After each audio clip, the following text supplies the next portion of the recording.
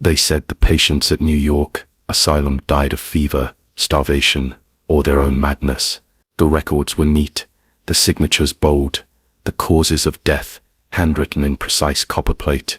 To anyone reading the ledgers, it was a story told without tremor or doubt. But paper is a strange sort of witness. It records what is written, not what is true. The ones who lived near the asylum's iron gates knew this. They were seamstresses and dockhands, night porters and coalmen, people who could not afford superstition, but also could not entirely dismiss it. They would walk faster when passing the place after dark, but never so fast as to miss the faintest of sounds. In the winter of 1856, the Hudson winds carried those sounds further. On some nights, when the river ice cracked like rifle fire and the gas lamps swayed, voices came drifting over the frost, not groans, not mindless screams, but words, coherent, pleading, voices that spoke of cold, of hunger, of names that had been printed in the obituaries weeks before. It was on such a night that I first heard them. I had come to the city from Elmira 2 years before, hoping to find work as a clerk. Instead, I found myself in the employ of Dr. Horace Bellamy, the asylum's chief physician. My role was simple: copying patient charts, updating treatment logs, transcribing his observations for the board.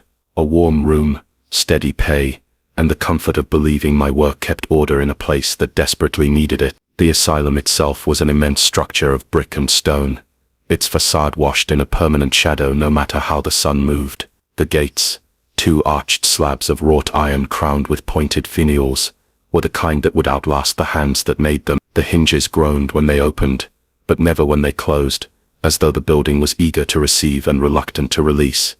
Dr. Bellamy was a man who measured words before speaking them. He had a way of tilting his head when someone spoke, as if listening for a note that didn't belong to the melody. The patients respected him, or feared him. With some it was hard to tell which. One evening, after finishing the day's transcriptions, I found myself lingering in the corridor outside Ward C. Through the small glass panel in the door, I could see the patients, some pacing, some crouched in the corners, some whispering to themselves. There was a smell, faint but unmistakable, like copper left in damp cloth. I was turning to leave when I heard it. A voice, clear, young, a woman's voice. She was saying her name over and over in a tone that was neither frantic nor calm, just, deliberate. I recognized it immediately. It was Miss Eleanor Pratt.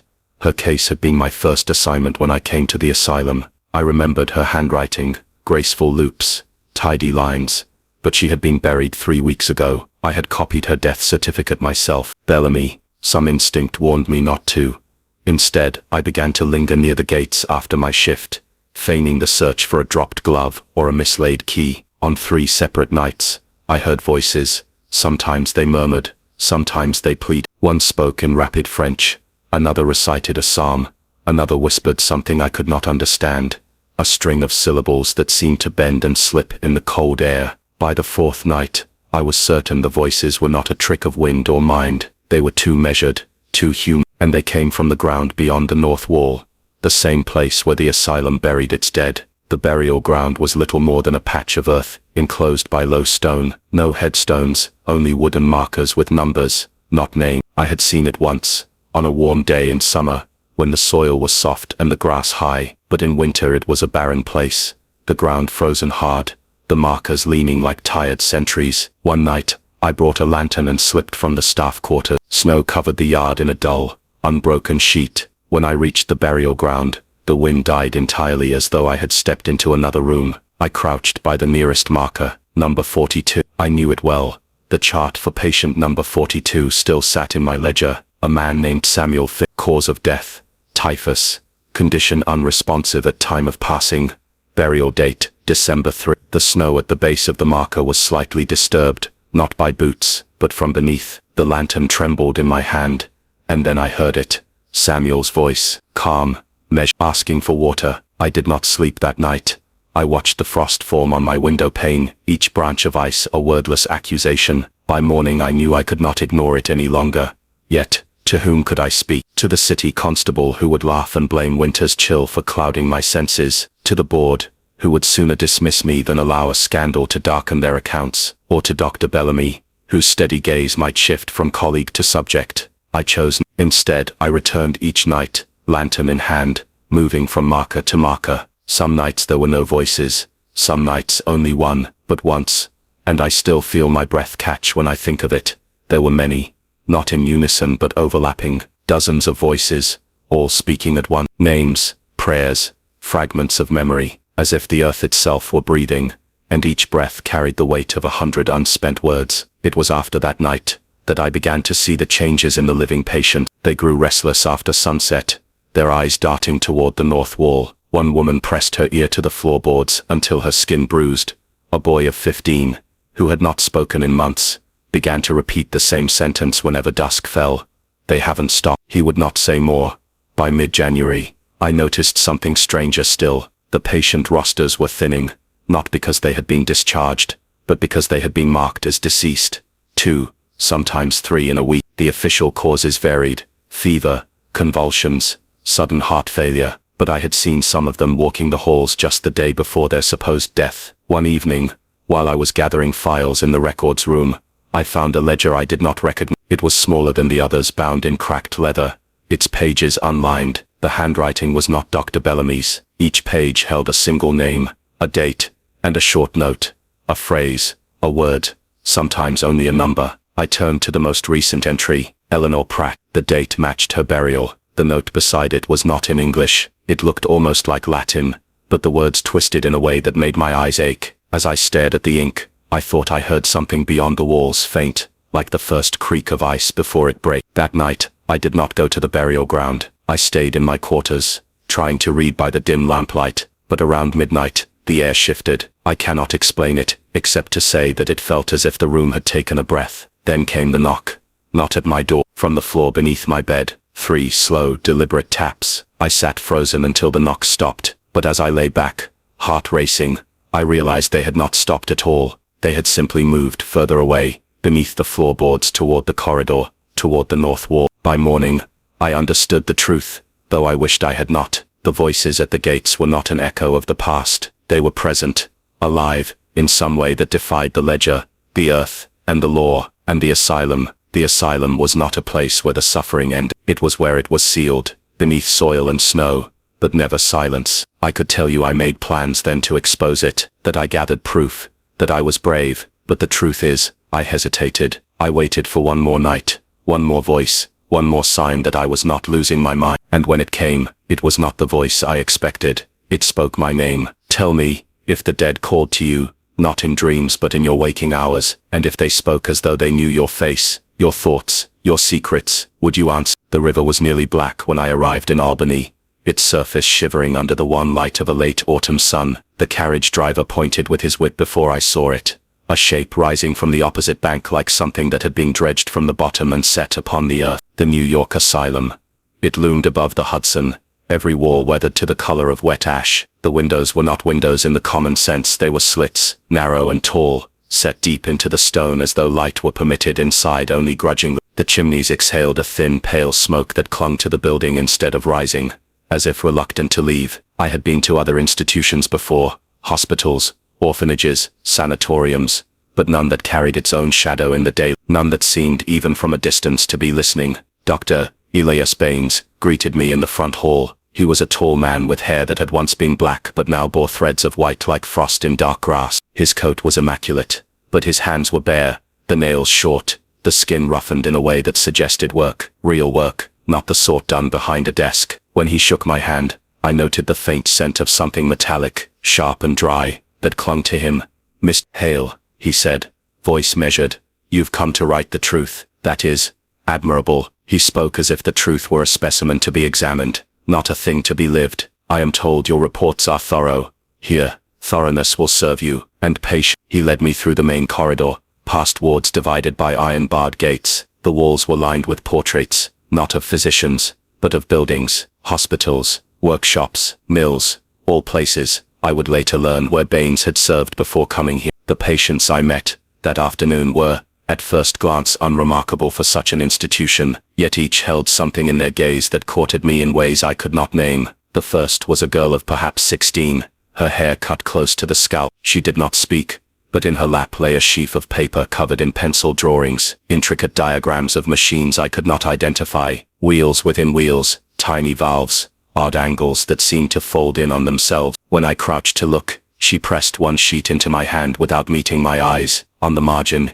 in small block letters, she had written, "Do not listen when it stops." The second was a man in his 30s with a soldier's bearing. He told me, with the calm certainty of a man recounting the weather, that he had died twice. First at Antietam, he said, tapping the side of his neck where a scar ran from jaw to collar. Second here, last winter, they pulled me back both times. Don't know why they bothered the second. The third was a seamstress, whose wrists trembled when she held a teacup. She leaned toward me as I introduced myself, her voice little more than a thread. "The dead do not rest here," she whispered. Her eyes flicked toward the door as if expecting someone to have overheard. I asked her what she meant, but she shook her head, until I stepped back. I recorded their words in my notebook, though I gave them no more weight than I would any other patient's fancy. It was common, I told myself, for the troubled mind to seek patterns where there were none, to give shape to its own shadows. That was my reasoning, at least, until the first night. My quarters were on the second floor, in a small room, with a single narrow bed, and a desk pushed beneath the window. The Hudson's scent drifted in through a gap in the frame. Cold water, damp stone. I had been writing by lamplight for perhaps an hour, when it began. A tapping, deliberate, measured, not the idle twitch of a pipe, nor the random creak of settling beams. 4 taps, pause, 3 taps, pause, 4 again, as if someone, somewhere in the walls, was spelling out a message. I listened for several minutes before leaning down to press my ear to the paneling. The sound was clearer there, not only closer, but purposeful. The wood itself seemed to hum with it. Then, just as abruptly, it stopped. In the days that followed, I began to notice details that unsettled me in ways I could not quite explain. Ledgers in the record room, with entire pages torn neatly out. Hallways that were locked at certain hours. The keys kept only by Baines. A restricted wing, whose air carried the faintest smell of scorched iron. Sharp, bitter, and oddly sweet at its edges. More than once I saw Baines himself vanish into the lower levels of the building,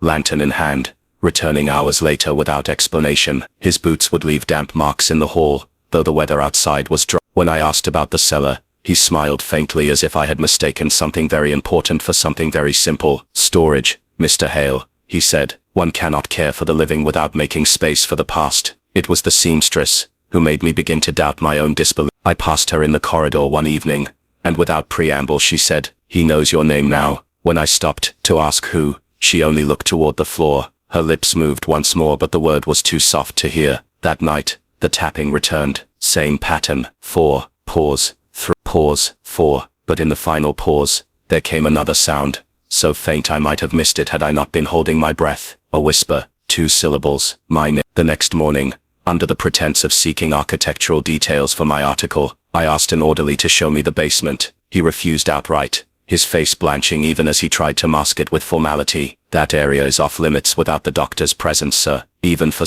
but I am not easily turned aside." That evening, I took a lantern and went alone. The stairs were steep, the air growing colder as I descended. The walls were damp in places, the stone darkened as if by smoke. Somewhere in the black below, a faint trickle of water echoed, though it was steady, too steady for any natural leak. At the bottom was a corridor of brick, lined with heavy doors. Most were unremarkable save for their rusting lock, but one door set at the farthest end was different, thicker. Its hinges were bolted not inside but outside, as though to keep something in rather than intruders out. I approached quietly, my steps making no sound on the damp stone. The lantern's light pooled across the bolts, new, polished, incongruous against the decay of the rest. I could hear nothing from within at first. Then, as I leaned closer, the air seemed to press against my ear, as though something on the other side had leaned back. A voice, low, measured, speaking my name. I froze. I had not given my name to anyone here but Baines, and certainly not to any patient. Yet there it was, spoken in a tone neither hostile nor kind, only certain. The certainty was what unsettled me most. I did not open the door. Some part of me wanted to, not from bravery, but from the peculiar compulsion that comes when something both terrifies and demands to be known. But I could feel it, even through the iron. Whatever waited beyond was not calling for rescue, it was calling for recognition. I backed away slowly, keeping the lantern steady, the voice following me only until I reached the base of the stairs. By the time I emerged into the hall above, the sound was gone, but the knowledge of it, the fact that it had happened at all, and as I lay in my narrow bed that night, the thought settled into me like a seed into soil. If the door was bolted from the outside, then someone, at some point, had wanted it shut. And if the voice on the other side knew my name before I ever set foot here, then perhaps it had been waiting for me. Suspicion, in most men, begins as a shadow, faint, peripheral, easily dismissed. In me it began with an absence, not of evidence, but of people. The patients I had met in my first week began to disappear, not with ceremony, not with the quiet dignity of a funeral. They were simply gone. When I asked an orderly where Miss Colling, the elderly woman from Ward D, had been taken, he shrugged as if the question were of no more consequence than a misplaced broom. Transferred, he said, to another facility, but there were no details, no names, no addresses, no forwarding. The ledger gave only a date, and the word transferred in a hand I didn't recognize. It was Nurse Beatrice, who broke the silence first, though she did so reluctantly. She was small and thin, her face pale in a way that made her look perpetually startled. I found her in the supply closet one afternoon, counting bandages with shaking hands. "You're asking questions after dark, Mr. Hale," she whispered, without looking at me. "You mustn't." "Why?" I asked. She glanced toward the corridor before leaning closer. "Because they're not sent away. They're changed." The word hung between us, heavy and unfinished. I pressed her to explain, but her eyes darted toward the stairwell, and she shook her head. "Not here," she said. "Not now." And then she was gone, her footsteps quick and uneven, as though she feared the walls themselves might overhear. That night, I decided not to sleep. From my quarters, I had a clear view of the stairwell leading down to the cellar. Around midnight, the gas lamps in the corridor dimmed, their light faltering as if smothered by some unseen hand. Shadows thickened at the edges of my vision. 2 orderlies emerged from the far hall, each gripping the arm of a man I recognized. Patient 64, a quiet, hollow-eyed figure, who had once asked me, in an oddly polite tone, whether I had ever seen a bird breathe underwater. His wrists were bound, and a strip of cloth gagged his mouth. Even so, his body writhed with a strange rhythm, not wild but deliberate, like a man fighting not to escape, but to resist some inevitable ritual. They guided him to the cellar stairs and began to descend. The door shut behind them with the sound of metal grinding against stone. Hours passed. The night was utterly still, the kind of stillness that makes the air feel heavier. And then, faint, almost imagined, a sound rose from the depths, a scream. It was sharp at first, the kind that tears its way through the throat without permission. But before it could crest, it was cut off, as if a hand had been pressed to the mouth, or the mouth itself had been taken away. Silence followed, not the absence of sound, but the presence of something vast and waiting, the way the air feels just before a storm. I slept only when the first light began to gray the horizon. The next morning, I went straight to the records room. The ledger lay open on the desk. Patient 64's name was gone. In its place, written in ink so dark it seemed to swallow the light, was a single word: conclude. I stared at it far longer than the word deserved, and yet the longer I looked, the less it felt like a mark of finality and the more it seemed like a label, the title of something that had been made, or remade. It was that afternoon that I met Clara Winter. She was not staff, exactly, more a volunteer, who came and went under the pretext of charitable service. Her manner was brisk, but her eyes were restless, always moving as if taking account of every person and object in her vicinity. We spoke briefly over tea in the infirmary. When I mentioned the word concluded, she froze, her hand tightening around her cup until the porcelain gave a soft crack. "My brother," she said quietly. "Thomas. He came here 2 years ago. Consumption, they said. I visited every week until they told me he had died, but I never saw his body, never saw a grave." She leaned forward. "He wrote to me after that." The air between us seemed to cool as she reached into her satchel and withdrew a small bundle of envelopes. The paper yellowed and thin. Each was addressed in a firm, looping hand. Clara Winters, Albany. The postmarks were smudged, the ink blurred in places as if by damp fingers. I read the first letter there in the dim light of the infirmary. It began plainly enough, a few words about the weather, a request for news of home, but as I turned the pages, the words grew strange. He wrote of new sight, not vision, as the eyes know it, but something deeper, an awareness of colors that did not belong to this world. He described the sensation of blood that hums with voices, a chorus murmuring in languages he could not name, yet understood as easily as his own thought. By the 4th letter, his script had changed. The lines curved in unnatural ways, as though the letters were straining against the shape of the page. He wrote of seeing his own hands in dreams,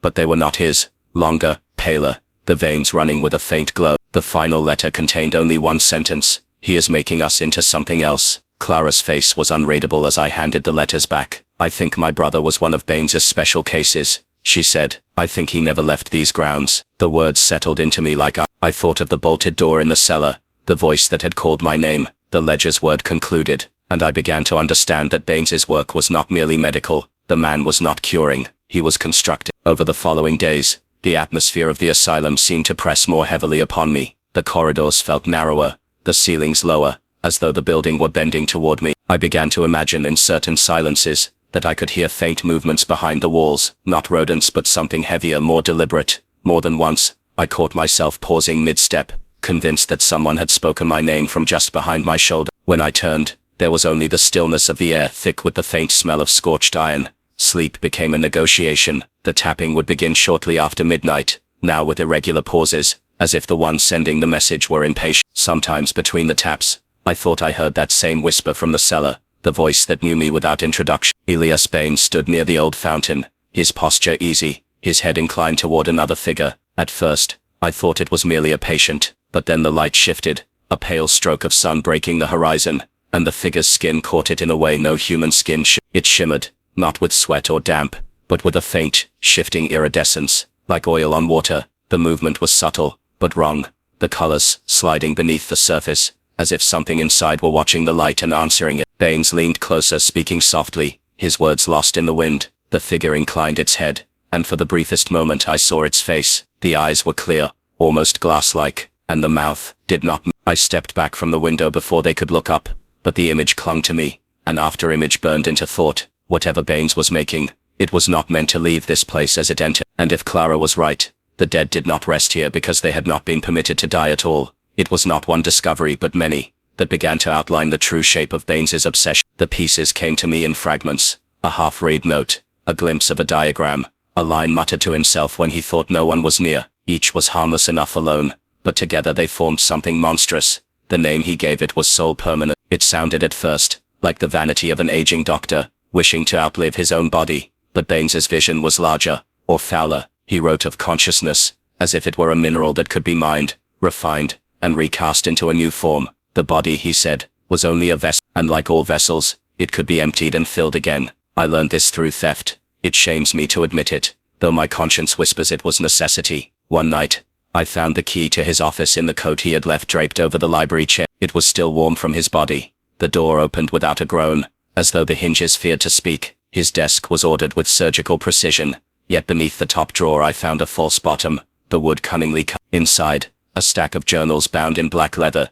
each marked only with a year. The earliest was from a decade ago. The entries began with condemned prisoners. He wrote of the first crude extractions, performed in a prison infirmary in the dead of night. The early hosts, his word, never patients, died screaming or clawed at their own bodies until death took them. He called these misaligned vessels. Later the tone shifted from clinical failure to reluctant satisfaction. He moved on to the asylum, where the variety of mental constitutions provided a broader spectrum of receptivity. Some resisted the new tenants violently, tearing ligaments, bursting vessels in the brain. Others adapt. The most successful, he noted, were neither alive nor dead in the conventional sense. Their minds floated between awareness and oblivion, able to think but unable to act. They existed as witnesses to their own imprisonment. When I returned the journals to their hiding place, my hands shook. I told myself I would never open them again. I told myself this, knowing it was a lie. I had not seen her for several days, but found her again one rainy afternoon, seated cross-legged on the floor of Ward C with a slate in her lap.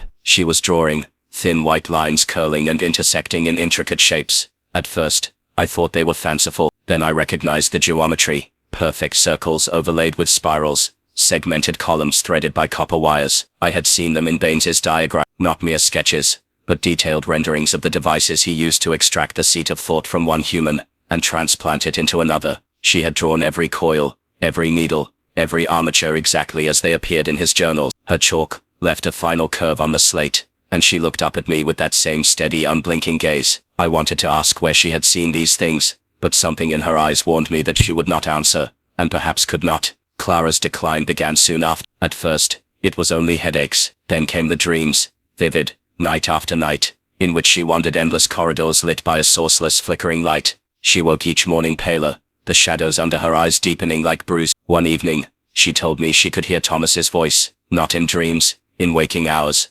always from the same place, from behind the bolted cellar door. Her hands trembled as she described it. He calls to me, "John," he says, "it's almost." I feared then what I had not wanted to name, that Clara was being prepared, The thought of her strapped to one of Baines's machines drove every other caution from my mind. That night I took a lantern and went alone to the cellar stairs. The air grew colder with each step.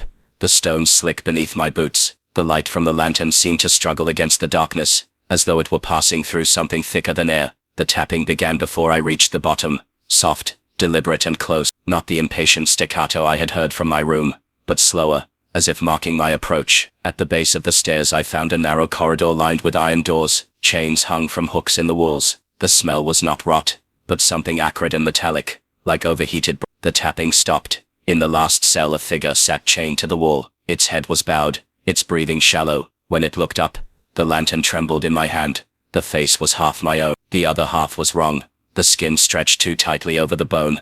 The eye socket a fraction too large, as if reshaped to fit something that did not belong there. The mouth opened, but the voice that came was not entirely mine. Help me before he finished. The figure's head tilted upward at the sound of my breath. In the gloom, my lantern light caught the curve of a cheekbone I recognized as my own, too precisely my own. The skin was pale, almost gray, the right eye bright and alert, gleaming with a recognition that struck like a hammer blow, while the left eye was clouded milk-white and roving aimlessly, as though seeking something in a world it could no longer see. John, the voice was not mine, but it carried my cadence, words broken apart and reassembled by a trembling mouth. It came in waves, sometimes matching my tone, other times warped into something flat and mechanical. I stepped back until my shoulders met the cold wall. What? My voice cracked. What are you? The thing swallowed, or tried to. Its throat worked, but no sound came for several seconds. Then, he made me, from you. I shook my head too quickly, as if speed alone could reject the meaning. That's not possible. The figure's chains rattled softly, a restrained shudder. He took pieces. When you came here, when he sent you, the girl, the veteran, fleeting encounters, he pulled the moments out, built me. From there, I wanted to deny it, to laugh in the thing's face, but its right eye's gleam was the gleam in my own mirror. You're lying. I am you. It breathed, and the words came too close to my own timbre. A twin voice groaned from a warped echo. I pressed my hand hard against my temple. It felt suddenly too warm, too full, as though the skull were a vessel overfilled with some volatile liquid. The creature leaned forward until the chains bit against its wrists. Its clouded eye rolled upward, unseeing, but the right one fixed on me like a hook. Free me, before he finishes, before you are me. The lantern shuddered in my grip. I could not move closer, and yet I could not look away. At last, I tore myself from the cell and ran, the lantern swinging wildly, my boots slapping against the stones in a frantic, uneven rhythm. The tapping from before had returned, but now I understood it was the sound of the chains straining as that half-self shifted in the dark, waiting for someone to return. I barred the door and sat on the bed, staring at the lantern flame as though it might burn away the image. Sleep was impossible. Whenever I shut my eyes, the cell returned, the voice returned, whispering in a stammered parody of my own words, and beneath that horror bloomed something worse. The thought that the figure might not be entirely wrong. How much of myself did I actually remember from these last weeks? Had every encounter, every passing conversation, been stage set for Baines's purposes? Could he have already opened my mind like a book, skimmed the sentences and stolen the best phrases for himself? By dawn, I had convinced myself it was delirium, an opium dream, a shadow cast by exhaustion. I told myself that any man, locked in a place like this, might imagine monsters from his own reflection. When Clara came to me that morning, pale from another sleepless night, I wanted to tell her everything. She asked directly, her voice thin but steady. Something happened last night. I can see it in you. What did you find? But the words lodged in my throat. If I spoke them aloud, I feared they would solidify into truth. So I lied. Or perhaps I spared her. Nothing, I said. Only the wind in the wall. Her eyes searched my face a moment longer, and though she said nothing, I knew she did not believe me. The chance to confront Baines came that afternoon in the library. He stood by the tall windows, one hand resting on the spine of a book he had no intention of reading. The light struck his face at a sharp angle, and for the first time I saw the age there, the faint tremor at the corner of his mouth, the dryness in the skin around his eyes. I approached carefully, my voice wrapped in the cloth of academic politeness. "I've been thinking about something you said before," I began, "that the mind is transferable, that it can endure beyond the body." He did not look at me. Instead, he kept his gaze on the sky beyond the glass, a pale, washed-out blue that seemed almost brittle. "The self," he said, "is not fixed. Only the vessel resists. But resistance can be broken." He finally turned, meeting my eyes as if weighing my readiness. "In time, Mr. Hale, you will understand." There was no menace in his tone, which made it far worse. That evening, the storm came in from the river. It began with a pressure in the air, the kind that makes the lungs feel heavier. Then the rain arrived, a hard slanting curtain that turned the windows to sheets of running silver. Wind battered the shutters, making them shudder in their frames. By nightfall, the Hudson was a black, writhing serpent. No one could leave. The road into town would be a mire until the weather broke. For 3 days the asylum became a sealed vessel. The lamps burned long. The air in the corridors grew stale and close. The disappearances began again. On the first day of the storm, a man from Ward D fell ill. He stopped eating, stopped speaking, and sat in his bed staring at the far wall as though reading invisible writing. On the second day he began murmuring about a door of light. On the third he was gone. His bed was stripped bare, the ledger line beside his name replaced by a single word. Concluded. I began to notice the pattern. 3 nights. Always 3. Illness. Dreams. Disappearance. The second patient vanished on the evening of the third day, carried away between the thrum of rain and the roar of wind against the roof. Clara was next. On the first day of the storm, she complained of a fever that made her hands tremble. On the second, she told me she had dreamt of her brother again, but now she saw him clearly. He stood in a chamber of metal and light, speaking to her in a voice both familiar and wrong. When she woke, she said, the sound still hummed in her bones. By nightfall, I knew she had entered the second stage. Tomorrow would be the third night. I sat by the window in my quarters, watching the rain trace slow rivers down the glass. Somewhere in the bowels of the building, a door would open for Clara tomorrow night, a door from which she would not return. I thought of the chained figure in the cellar, the half-self with my voice. If Baines had made that from me without my knowing, what might he make from Clara? The vow came to me without flourish or ceremony, as simple as a breath. Before the third night ends, I will find his laboratory, I will see it with my own eyes, and I will bring her out. The storm had not broken. By midnight, the rain had become a relentless percussion on the roof, a million sharp knuckles drumming on the asylum's bones. I waited in the shadow of the stairwell, counting the seconds between the orderlies' patrols. The key in my pocket felt heavier than it should, a small weight with a moral burden far larger than its brass shape. It had taken nearly all I could offer: coin, tobacco, the promise of a recommendation to a wealthy cousin, to persuade one of the younger orderlies to slip it into my palm without meeting my eyes. The transaction had been brief and bloodless, but in my mind it had the weight of a confession. The restricted wing had always been spoken of in evasions. Patients who entered never returned, or returned altered, quieter, slower, stripped of the restless sparks that mark the live. The lock turned with an almost polite click. The door swung inward, exhaling a gust of air, stale with chemical sharpness and the faintest undertone of rot. I stepped inside. The corridor beyond was narrow, lined with heavy doors on either side, each marked only by a number in peeling paint. The gaslight sconces here were dimmer. The glass chimneys smoked, as though even the light had been dulled in anticipation of what it must illuminate. Somewhere deep within, a steady mechanical pulse, a rhythmic thrum, resonated through the floor. It was not the uneven breath of old boilers, nor the idle hum of machinery left running overnight. It was measured, deliberate, a heartbeat made of metal. At the far end of the corridor, a double door waited. The key turned reluctantly, as though aware it was betraying something sacred.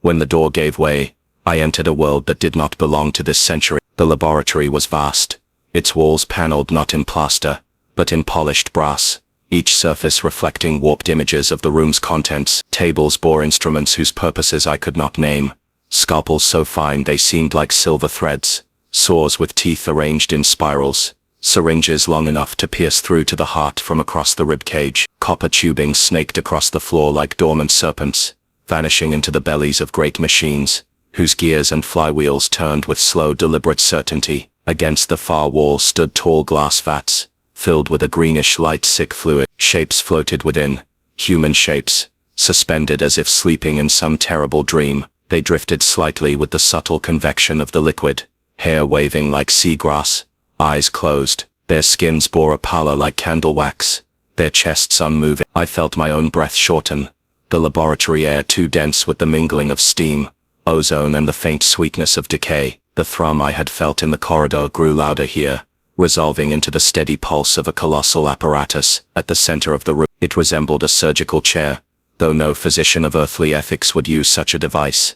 The frame was of gleaming brass, the seat surrounded by a crown of copper coils, and above it hung a lattice of glass spheres connected by tubing, each sphere filled with a faintly luminous vapor. Bundles of insulated wiring led from the chair to a cluster of smaller machines, their gauges ticking like patient metronomes. I knew this contraption. I had seen its likeness, crudely drawn but unmistakable in the mute girl's sketches. On a desk beside it, papers lay scattered in disarray, though every line of their diagrams was precise, clinical. The title at the top of the foremost page read in black ink, Phase 4, Duplex Transfer Without Donor Vessel Collapse. I read further, though each sentence chilled more than the last. The goal clearly stated, the replication of consciousness without loss to the originating vessel, thereby achieving functional immortality through iterative duplication. It was no longer merely about preservation, but multiplication. Not the rescue of the dying mind, but the production of copies, each equally aware, equally alive. The room was smaller, lit by a single electric bulb whose light trembled faintly. Against the far wall stood another apparatus, a smaller secondary frame of brass and leather straps. In it lay Clara. Her eyes were closed, her skin bloodless beneath the flicker of light. Thick leather belts held her wrists and ankles. A padded strap ran across her brow. Thin tubing ran from her forearm into a glass cylinder mounted on the wall, its contents faintly shimmering as though with captured starlight. From the corner, movement caught my attention. The mute girl stood there in the shadows. Her face was hollow, the planes of her cheeks sharpened by hunger and something older, the stillness of someone who has been emptied of what once filled her. Our eyes met, and without a word she raised a trembling arm and pointed past me. I turned. Through a gap in the wall, a kind of observation window, I saw the main machine again, but now a man was seated in its chair, his body connected by tubes to Clara's prone form, his head lolled weakly, hair plastered to his brow with sweat. Recognition struck. It was the same face from the photograph Clara had once shown me, softened by youth and family affection. Her brother, barely living, his breath shallow, his skin gray with exhaustion. Baines entered as though into a parlor, his hands clasped behind his back, his immaculate coat untouched by the damp air. He looked at Clara, then at her brother, then finally at me, without surprise. "Mr. Hale," he said softly, "you've saved me the trouble of sending for you." I stepped between him and Clara. "What are you doing to her?" He tilted his head, regarding me with the patience of a teacher correcting a slow pupil.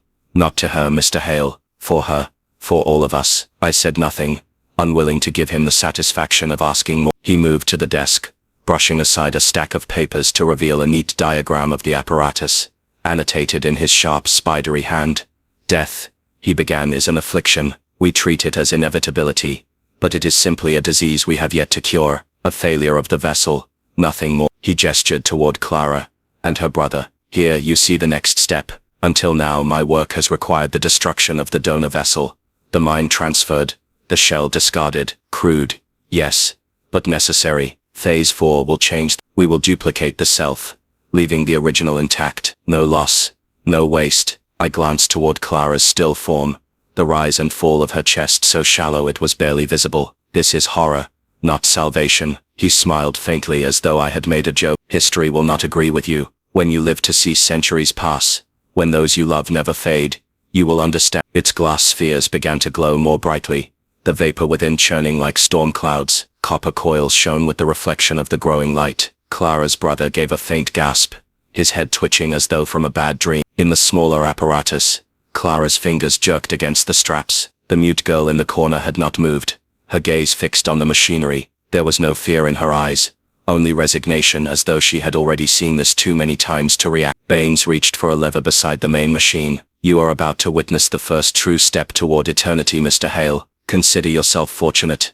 The hum became a whine, the lights flaring so brightly the brass fittings threw back reflections like molten gold. Clara's body arched against the restraints, her head thrown back, mouth opening in a soundless cry. The machine's hum had risen beyond any mechanical register, a metallic shriek that pressed into the skull like an iron needle. The air smelled of hot copper and singed ozone, sharp enough to burn the throat. Clara's body arched again in her restraints.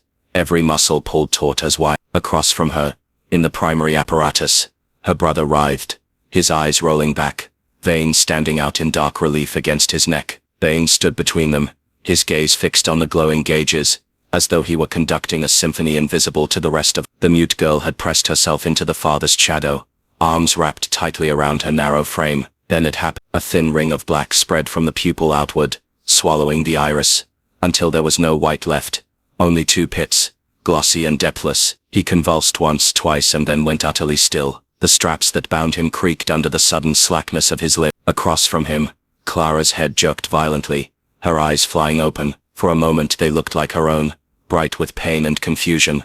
And then, like a tide rushing in, her gaze altered, her pupils widened, her expression shifting into something that was not her. When she screamed, it was not the sound I had expected, not the panicked cry of someone in agony. It was layered, two voices speaking from the same mouth, hers high and human, and beneath it a second, deeper voice that carried her brother's cadence. Jonathan. The voice broke, then steadied. Free her, free me. The words dissolved into a ragged gasp, her body shuddering against the leather straps. Baines's expression froze in a mask of disbelief. Then the fury came. You've interfered, he snapped, his voice cutting through the machine's dying hum. The current was stable until you disrupted the alignment. I didn't touch your damned machine. I shot back, stepping toward Clara. Your presence alone, he hissed. Your voice. You've agitated the donor consciousness. The transfer is unstable now. He turned sharply toward the doorway. Restrain him. Two orderlies burst in at his command. Thick-shouldered men in white coats, their faces set in blank obedience. One reached for my arm. And then, without warning, the mute girl moved. She darted forward with startling speed, hurling herself at the nearest orderly. Her small hands clawed at his face, nails raking across skin. He staggered back, swearing, one hand raised to shield his eyes. The other orderly hesitated, just long enough for me to drive my elbow into his ribs, and shove past him. Clara's voice again, but this time hers alone, sharp with urgency. Don't leave me here. I tore at the straps binding her, the leather stiff and reluctant, as though it too resisted my interference. One came free, then another. Baines lunged toward me, but the mute girl intercepted him, gripping his sleeve in a desperate bid to slow him. Her thin body swung violently as he shook her off, but she clung like a weed to a stone. Clara's last restraint snapped free. I pulled her to her feet, her legs buckled at once, and I had to half carry her toward the side door. The machine behind us gave a single, discordant groan, like the last breath of something not entirely mechanical. We burst into the hallway, the slam of the laboratory door behind us quickly followed by the sound of pursuit. The corridors twisted through the asylum, like veins in some enormous body, the gaslight dimmer here, flickering in the drafts that whispered along the floor. Clara stumbled with every other step. Sometimes she leaned into me with a whispered, "Jonathan, it's me please." Other times her head snapped up, eyes gone dark, her voice dropping into her brother's tone. "Where are we? What's happening?" The shifts came faster the farther we ran, her mind slipping like a lantern in the wind. The thunder outside had grown closer, flashes of light spilling in through narrow windows to paint the walls in momentary bone white. I heard boots pounding behind us, 2 guards, maybe 3. The asylum had a way of distorting sound. A pursuit could feel miles behind or just around the next bend. We cut down a stairwell, the iron steps groaning under our combined weight. At the bottom, the corridor forked. I chose left without thinking, guided by the faint memory of a service map I had once glimpsed in the administrative office. We passed doors marked storage and records, each bolted shut. The air grew colder, the walls beading with somewhere below the boiler hissed and sighed. Clara's legs gave out entirely halfway down the hall. I lifted her into my arms, feeling the heat of her fever against my neck. Her breath came uneven, her words slipping into incoherence. "Jonathan, don't let him. The river. It's too cold." Her brother's voice surfaced mid-sentence, startling in its clarity. "You have to find him. You have to." Then gone again, her body shivering violent. The reality of it struck me then with full force. They were both here, 2 minds crowded into one fragile body, neither fully in control. By some miracle I found the narrow servant stair that led up to the attic. It was steep, the treads uneven, but I climbed it with her in my arms, every step an act of pure stubbornness. The attic door stuck, its frame swollen with years of neglect, but a solid kick freed it. Inside, dust lay thick as frost on every surface, and the air was dry with the smell of wood gone brittle with age. I found an old chaise near the far wall, and laid her down, pulling a moth-eaten blanket over her. She muttered something, half in her voice, half in her brother's, before slipping into a fitful sleep. I sat beside her, for a long while, listening to the wind rattling the eaves. My own heart beat loud in my ears. In that stillness, the full horror of it began to take shape. Baines had not merely failed in his experiment. He had fused two lives into one, tethering them so closely that neither could be freed without destroying the other, and he would never admit defeat. If anything, he would see this as proof he was close. The thought of undoing his work felt impossible, and yet I swore then and there that I would try, if I had to burn the entire asylum to its foundations. I left the attic only once that night, slipping down to the floor below to steal bread, water and a flask of whiskey from the disused kitchen. When I returned, Clara was awake, her eyes glassy in the lamplight. "It's so loud," she whispered. I asked what she meant, but she only shook her head, pressing her palms to her temples. "It's like someone thinking inside my head, but it's not me." I gave her the water and she drank greedily before collapsing back onto the chaise, her breathing slow. Much later, as the hour neared dawn, I heard voices below, not the mutter of orderlies, but the steady, deliberate tones of Baines himself. I crept to the attic stairs, careful to avoid the boards I knew would creak. From the crack between the stairwell door and its frame, I could see the glow of the boardroom lamps spilling into the hall. The voices carried clearly in the still air an unexpected instability. Baines was saying, his tone clipped but confident, but one that proves our underlying theory is sound. "Consciousness transfer is possible. We are on the threshold." One of the governors asked something I could not hear. Baines's reply was crisp. "A breakthrough is imminent. The next trial will proceed within the week. We have already selected the subject." A pause. Then his voice, almost pleased. "Jonathan Hale." Clara stirred, murmuring something that might have been my name. I did not answer. I sat in the dark, listening to the wind in the rafters, and wondered how many nights we had left before the next trial began. The decision came to me like the toll of a bell I could no longer ignore. There would be no appeals to conscience, no bargaining, no "if I can just reason with him." Baines had gone beyond reason. His work was a rot, and the only cure for rot was fire. The asylum was a fortress of brick and iron, its foundations older than any of us, but every fortress had weaknesses. If I could cut the arteries that fed its machines, cripple its lifeblood, and then burn what remained, perhaps it would fall before Baines could rebuild. I began with the wire. At night, when the wards were quiet save for the occasional scream echoing up from the infirmary, I prowled the service corridors with a stolen screwdriver and a pair of pliers. Copper sang faintly when it was severed, a soft, almost regretful note. I imagined the machines gasping as their current was stolen away. The work was not without risk. Twice I had to duck into a laundry chute when I heard the heavy tread of the night guards. Once, a matron nearly caught me in the boiler room.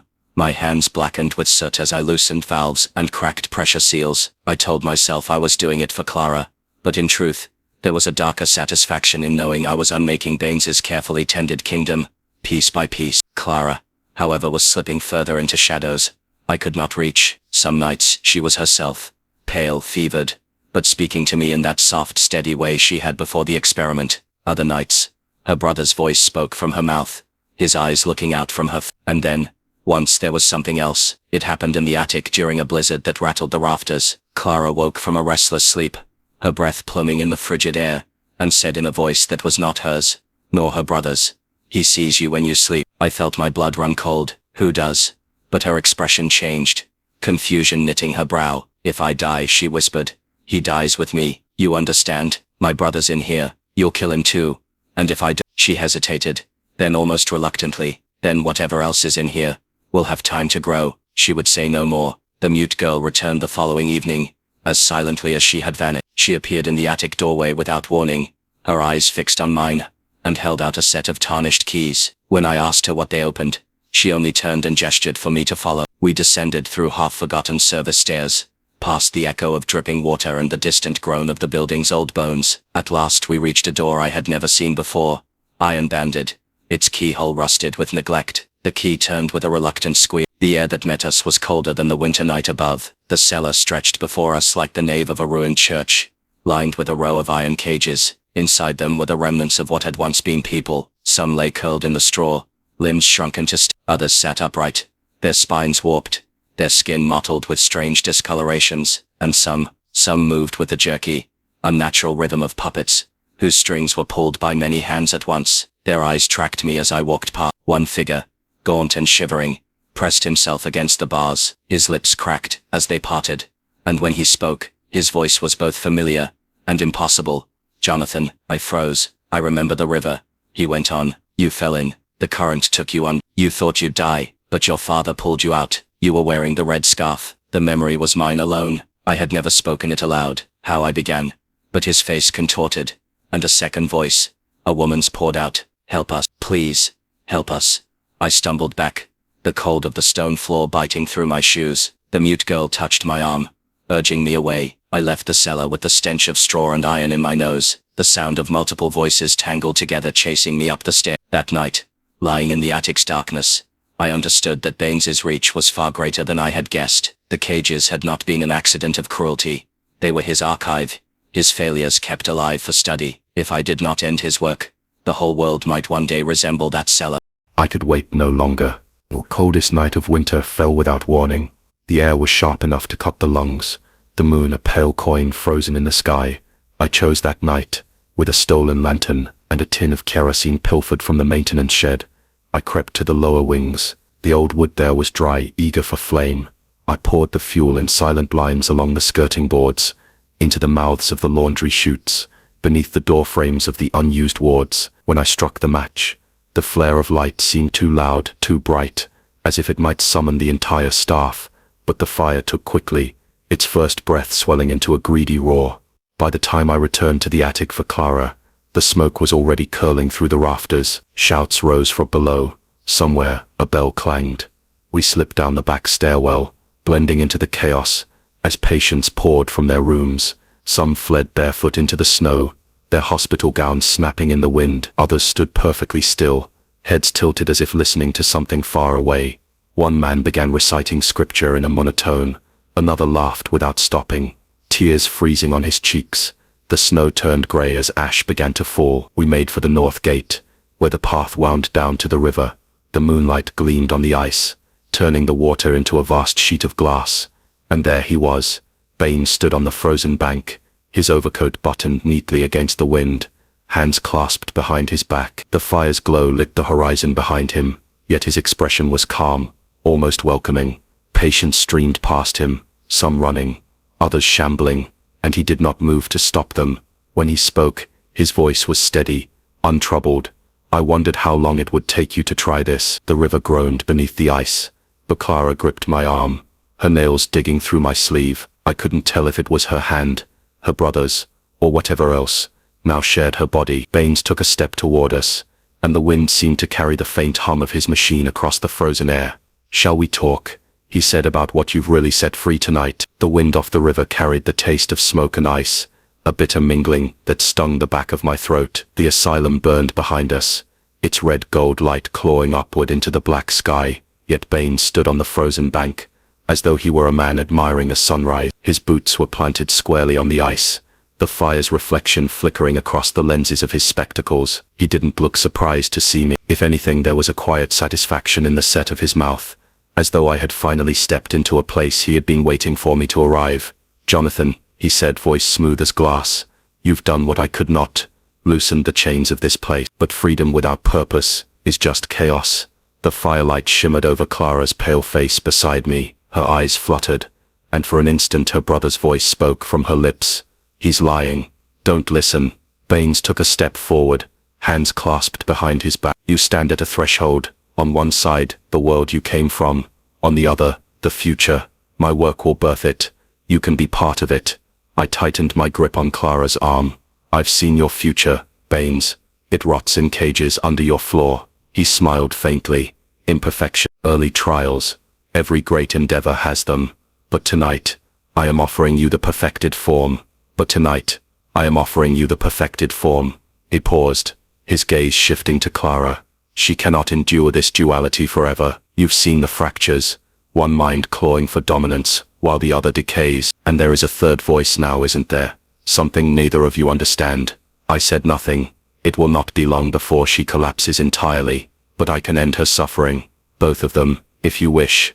Cleanly, peacefully. He looked back at me. Or you can join, all of you. Harmonized. No loss. No death. Only integration. Integration. I spat. You mean surrender? Do you think the world beyond these gates will welcome you both? He asked softly. A woman housing two souls, possibly three.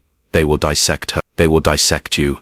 I am offering sanctuary, purpose, mercy. From the folds of his overcoat, he produced a small object, no larger than a pocket watch, but heavier, glinting with polished brass. Copper coils wound tightly around a crystal core that pulsed faintly with pale light. Its shape was familiar in a way that made my stomach turn. A portable interface, he explained, almost gently. Miniature, but no less effective. I can initiate the process here in the cold, with the river as witness. I felt Clara stiffen beside me. "Because stay back," I warned, though I could hear the tremor in my voice. His tone was almost pitying. "You'll kill me, and leave her to dissolve?" He stepped forward again, thumb resting on a small lever at the device's side. The pale light brightened. Something inside me broke free then.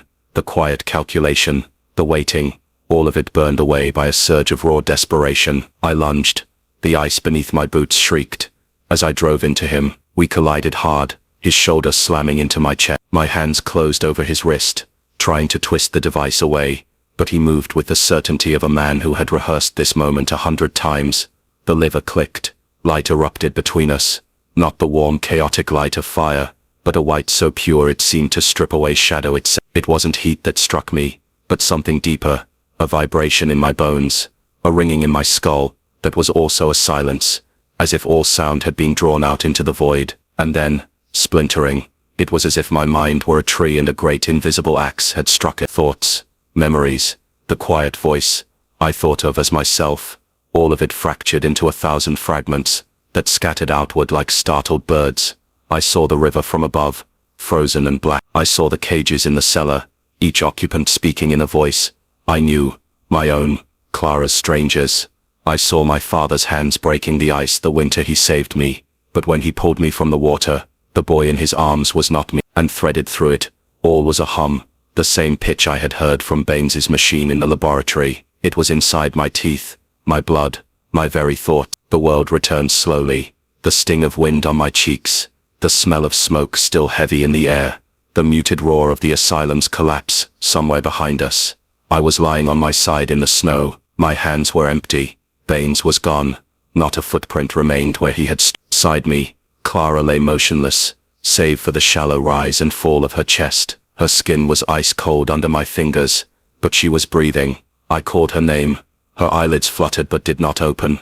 I staggered to my feet, my legs unsteady. The frozen river stretched before us, the far bank swallowed in darkness. Behind us, the asylum was a towering silhouette of flame, each window a screaming mouth of light. The wind shifted, carrying with it the distant cries of the patients, some in pain, some in rapture. For a moment I thought I heard my own voice among them, calling my name. I turned in a slow circle, scanning the ice, the snow, the shadows at the edge of the trees, but there was no sign of Baines, no glint of brass, no trace of the device. Only the echo of that splintering remained in my head, faint but persistent, like a hairline crack in glass. I crouched beside Clara again. Her lips moved, and for an instant, I thought she was waking, but the sound that emerged was low, guttural, and entirely alien. It spoke only one word, and I could not tell whether it came from her brother, or whatever else now lived in her body. Soon, then her head lolled back into silence. I gathered her into my arm. She was lighter than I remembered, as though something essential had been drawn out of her. The fire's glow lit our path, over the ice, each step accompanied by the creak and groan of the river beneath. Somewhere out there, Baines still carried his perfected device, and somewhere inside me, the pieces of myself were still scattering. The fire had taken more than the asylum. It had stripped the world of sound for a time, leaving only the hiss of wind through blackened streets, and the occasional cry of a gull over the Hudson. By the time we reached Albany, the snow was thawing in thin sheets along the cobblestones, the river running dark and swift beside the piers. We rented a room in a boarding house on Pearl Street, the kind of place where the wallpaper peeled in long curling strips, and the hallways smelled faintly of boiled cabbage. The landlady, a round woman with wary eyes, made no comment about Clara's condition so long as I paid in advance. She assumed, as most did, that she was my sister or my invalid wife. I let her believe it. Clara slept through the first 2 days, her breath shallow but steady, her skin warm against the cold drafts creeping through the window. When she woke, she stared at me without recognition, then closed her eyes again. The doctors I called in spoke with confidence but no understanding. "She suffered a terrible shock," said one, A spectacled man who smelled of carbolic soap. Delirium is not uncommon. Give her rest. A clean environment, perhaps a little laudanum if she grows agitated.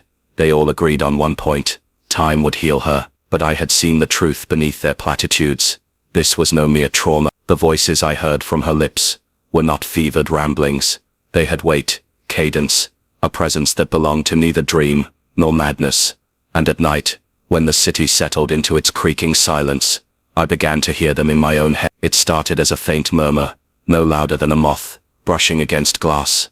I would be drifting towards sleep when a word would form, clear but without sound, return. Other nights, there were more of them. They spoke of continuation and completion, phrases that felt as if they belonged to a conversation already in progress. I would wake sweating, my heart beat loud in my ears, my gaze fixed on the ceiling where faint water stains spread like the branching of veins. I told myself it was exhaustion. My body was still recovering from the night on the river, from the cold, from the fight with Baines, and yet, there were moments when the whispers felt less like intrusions, and more like recollections, as though I were remembering words I had spoken once before, perhaps in another place, perhaps in that blinding instant when the device had flared to life. Clara worsened as the weeks stretched thin. She spoke less often as herself. When she did, it was with a frightened urgency. There inside, she whispered, one evening, her eyes darting toward the corners of the room, not just me, you too. I asked her what she meant, but she only shook her head, and muttered in a voice that was not her own, he has the rest. We are incomplete. The boarding house grew oppressive. The hallways seemed narrower each day, the walls pressing inward. I took to walking the streets at night, my coat collar turned up against the wind, my boots ringing against the wet stones. The city's gas lamps gave little warmth, their light falling on shuttered shop fronts, and stray dogs nosing through the refuse. Sometimes I would catch my reflection in a darkened window, and not recognize the posture, the tilt of the head. My eyes looked sharper, less hesitant. I told myself it was fatigue, but the thought festered. What if I was no longer entirely myself? On the 12th night after our arrival, I woke to find Clara sitting up in bed. Her hair fell across her face, her hands knotted in the blanket. Did you hear them? She asked. I had. They say he's waiting, she murmured, but not where we think. He's between. I pressed her for more, but her mouth trembled, and when she spoke again it was in a man's voice. Her brothers don't follow. After that, her lucidity dwindled. She ate little, often staring into the middle distance, as though listening to someone standing just out of my sight. Once, I caught her speaking in rapid, clipped phrases in a language I did not know. The doctors called it aphasia. I called it something. The whispers in my own mind grew bolder, no longer the faint murmurs of the first nights. They now came in distinct tones, some harsh, some soft, some eerily familiar. At times I could almost distinguish faces behind the voices, like half-seen figures passing in fog. They did not all agree with one another. Some urged haste, others counseled patience. A few spoke of Baines in reverent terms, others with something like fear. I began to wonder if they were the remnants of the others, the failed subjects in the cellar, carried back with me through the splintering. On the 22nd morning, I woke to silence. Clara's side of the bed was empty, the blanket still warm from her body. The chair by the window was vacant, the door to the room closed. My first thought was that she had gone to the washroom down the hall, but the corridor was empty. The landlady had not seen her. None of the other boarders had passed her on the stairs. A knot formed in my stomach. I searched the nearby streets, my breath clouding the air as I scanned each doorway, each passing figure. No one had seen a young woman in a nightdress. When I returned to the room, I saw the note. It lay on the pillow, the paper coarse and thin, folded once. My name was not on. The handwriting was firm, deliberate, not Clara's, not the cramped scrawl she had managed in the rare moments she was herself. This was a man's script, measured and assured. We are not done. I read it 3 times before setting it down. My hands trembled, but not from the cold. The pronoun lodged itself in my mind like a splinter.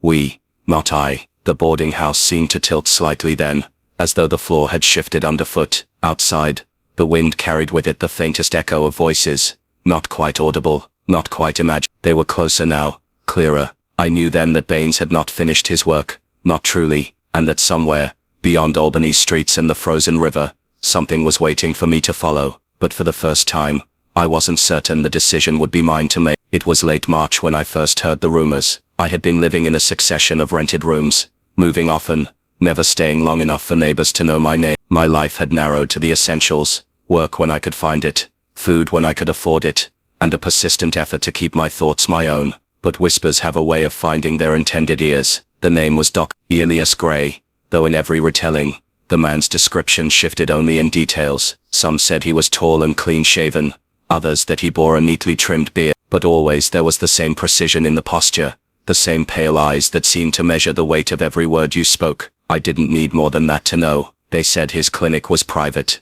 invitation only. Wealthy families sent their sick there. Not all of them came back. Of those who did, a few were changed in ways their loved ones could not explain, calmer, sharper, but with a disquieting stillness behind the eyes. And there were darker stories, bodies seen walking the grounds that had been buried weeks early, lantern bright lights glowing in the upper windows long after midnight, the panes flashing with strange colors no earthly fire could produce. It was Boston, they said. It was him. The decision was less a choice than a compulsion. One moment I was sitting in a low-ceilinged tavern, listening to two men at the next table argue over the truth of it. The next I was at the ticket counter of the railway station, my coin sliding across the polished wood. "Boston," I said, my voice sounding as though it came from somewhere behind me. The voices were with me the moment I stepped onto the train.